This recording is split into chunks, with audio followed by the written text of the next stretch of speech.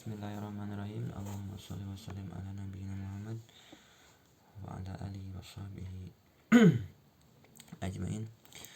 Alhamdulillah pada hari ini, pada pagi hari ini, pada subuh tanggal 9 Mei 2022, kita akan membaca bersama-sama dasar-dasar ilmu hadis yang dikarang oleh Dr.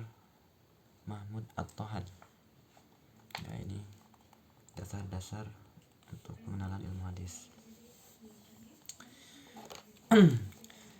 Baik, para penonton YouTube, sejarah singkat muncul dan berkembangnya ilmu mustalah hadis itu terlepas dari firman Allah Subhanahu wa taala dalam surat Al-Hujurat ayat 6. Bagaimana Allah Subhanahu wa taala berfirman, A'udzu billahi minasyaitonir rajim. Ya ayyuhalladzina amanu idza ja'akum fasiqun binaba'in fatabayyanu. Wahai orang-orang yang beriman, jika datang orang fasik kepada kalian dengan membawa kabar, maka hendaknya kalian menelitinya. Al-Hujurat ayat 6. Sedangkan dari as-sunnah Nabi kita sallallahu alaihi wasallam, kata beliau, nadarallahu imra'an sami'a minna syai'an fabalaghahu kama sami'ahu farubba muballighin aw amin sami'in. Allah akan memperindah wajah seseorang yang mendengar sesuatu dari kami. Jadi Allah akan memperindah wajah seseorang yang mendengarkan dari perkataan Nabi, terus diterima oleh para sahabat hingga kepada kita. Kemudian dia menyampaikan sama seperti apa yang dia dengar. Jadi sahih, menurut hadisnya tuh sahih. Maka betapa banyak orang yang disampaikan dapat lebih mengerti daripada orang yang mendengar pendengaran langsung. Hadis ini diriwayatkan oleh At-Tirmizi dalam Kitabul Ilm, dan beliau berkata hadis ini hasan sahih. Ya, nanti akan kita bahas apa itu yang dimaksud dengan hasan sahih. Terus dalam riwayat lain Nabi juga bersabda, farubba hamilin faqiha ila man huwa afqahu minhu wa rubba hamilin faqiha laysa bifaqihi. Betapa banyak orang yang membawa pemahaman kepada orang yang lebih paham daripada dia, dan betapa banyak orang yang membawa pemahaman dan dia tidak memahami apa yang dia bawa. Ya. Ini dalam kitab Al-Ibid. Akan tetapi yang mengatakan hasan. Hadis ini juga diriwayatkan oleh Abu Dawud dan Ibnu Majah.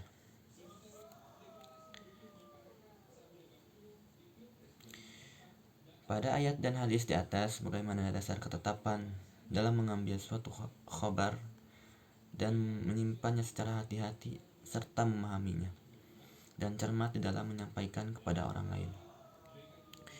Sebagai wujud ketaatan terhadap perintah Allah dan Rasul-Nya, para sahabat sangat hati-hati di dalam menyebarkan dan menerima suatu kabar, apalagi ketika mereka ragu-ragu akan kejujuran pemberi kabar tersebut. Atas dasar ini, tampak jelas kepentingan nilai sanad di dalam menerima atau menolak suatu kabar. Dalam Muqaddimah Sahih Muslim, terdapat riwayat dari Ibnu Sirin yang berkata, ulama dahulu tidak pernah menanyakan tentang sanad.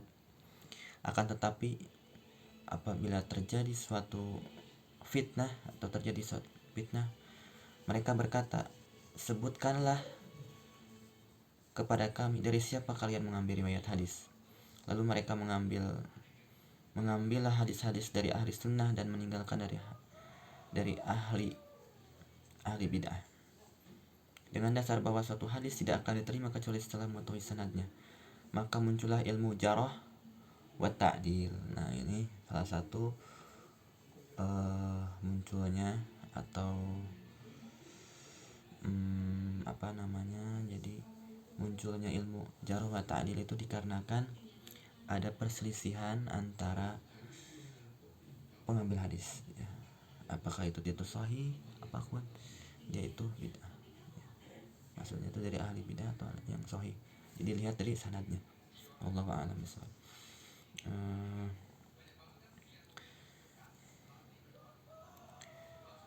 Kemudian para ulama mengembangkan ilmu tersebut hingga muncul banyak penelitian dari berbagai segi yang berkenaan dengan ilmu hadis, seperti tata cara penulisannya, bagaimana menerima dan menyampaikannya, mengetahui nasikh mansukhnya, gharibnya, dan hal-hal lainnya. Hanya saja ulama menyampaikan secara lisan. Kemudian ilmu ini terus berkembang hingga tertulis dan terbukukan. Nah, kalau ulama dulu mengambil satu hadis itu perlu berhari-hari, berbulan-bulan, atau mungkin bertahun-tahun untuk mendapatkan satu hadis. Di zaman sekarang kita tinggal men-searching atau membuka buku-buku para ulama, kita sangat mudah mendapatkan hadis-hadis sahih ya. Dan di sana juga para ulama juga banyak menerangkan tentang hadis-hadis bid'ah, mauqu ya, mansukh atau hasan. Sekarang sudah banyak para ulama menjelaskannya. Kemudian ilmu ini terus berkembang hingga tertulis dan terbukukan, akan tetapi masih terpisah di berbagai buku-buku dan tercampur dengan ilmu lainnya, seperti ilmu usul atau akidah, ilmu fikih, dan ilmu hadis, semisal kitab Ar-Risalah dan kitab karya Imam Asy-Syafi'i. Pada akhirnya, di abad keempat Hijriah, ilmu-ilmu tersebut telah matang dan mempunyai istilah tersendiri, serta terpisah antara satu dan lainnya. Ulama pun menyusun buku khusus dalam bidang mustalah al-hadis, dan yang pertama kali menyusun buku dalam ilmu mustalah adalah Al-Qadi Abu Muhammad Al-Hasan bin Abdurrahman bin Khalad Ar-Ramah Harmuzi, wafat 360 Hijriah. Dalam kitabnya Al-Muhaddis Al-Fasih Baina Ar-Rawi wa Al-Wa'i, akan saya sebutkan buku-buku ilmu mustalah hadis yang paling masyhur dari sejak awal pembukuan hingga sekarang ini. Jadi para penonton sekalian, penonton video ini, kitab-kitab yang terpopuler atau kitab-kitab populer dalam ilmu mustalah al-hadis, yang pertama itu Al-Muhaddis Al-Fasil Baina Ar-Rawi wa Al-Wa'i ya. Yang seperti saya tadi sebutkan, ini karya dari Al-Qadi Abu Muhammad Al-Hasan bin Abdurrahman bin Al-Khalad Ar-Ramahar Muzi. Yang kedua itu Ma'rifatu Ulumil Hadis, karya Abu Abdullah Muhammad bin Abdullah Al-Hakim An-Naisarburi, wafat 405 Hijriah. Jadi saya sebutkan karyanya saja, tidak sama biografinya. Jadi yang ketiga Al-Mustakhraj ala Ma'rifati Ulumil Hadis, karya Abu Nuaim Ahmad bin Abdullah As-Sabahani, wafat 430 Hijriah. Terus yang keempat Al-Kifayah fi Ilmi Ar-Riwayah, karya Abu Bakar Ahmad bin Ali bin Sabit. Yang terkenal Al-Khatib Al-Baghdadi ya, wafatnya 463 Hijriah. Yang kelima Al-Jami li Akhlaq Ar-Rawi wa Adab As-Sami, karya Al-Khatib Al-Baghdadi. Yang keenam Al-Ilma ila Ma'rifati Usul Ar-Riwayah wa Taqyid As-Sima, karya Al-Qadi Iyad bin Musa Al-Yahshubi, wafat 544 Hijriah. Yang ketujuh Mala Yasa'u Al-Muhaddis Jahluhu, karya Abu Hafiz Umar bin Abdul Majid Al-Mayanaji, wafat 580 Hijriah. Yang kedelapan Ulumul Hadis, karya Abu Amru Utsman bin Abdurrahman Asy-Syaharzuri, yang terkenal dengan Ibnu Salah, wafat 643 Hijriah.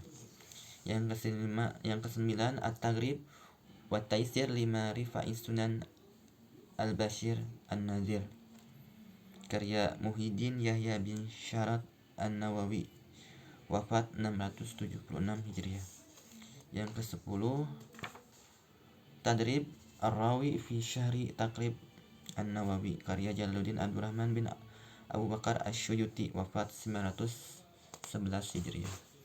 Yang ke-11 Najmu Ad-Durar fi Ilmi Al-Athhar, Al-Athar karya Zainuddin Abdurrahim bin Husain Al-Iraqi, wafat 806 Hijriah. Yang ke-12 Fathul Mughis fi Syahri Alfiyah Al-Hadis karya Muhammad bin Abdurrahim Asy-Syakawi, wafat 906 Hijriah. Yang ke-13 Nukhbatul Fikr fi Mustalah li Al-Athar karya Al-Hafiz Ibnu Hajar Al-Asqalani, wafat 852 Hijriah. Kitab ini.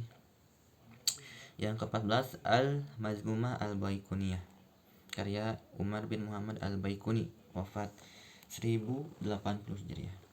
Yang ke-15 Qawaid At-Tahdits karya Muhammad Jalaluddin Al-Qasimi, wafat 1332 Hijriah.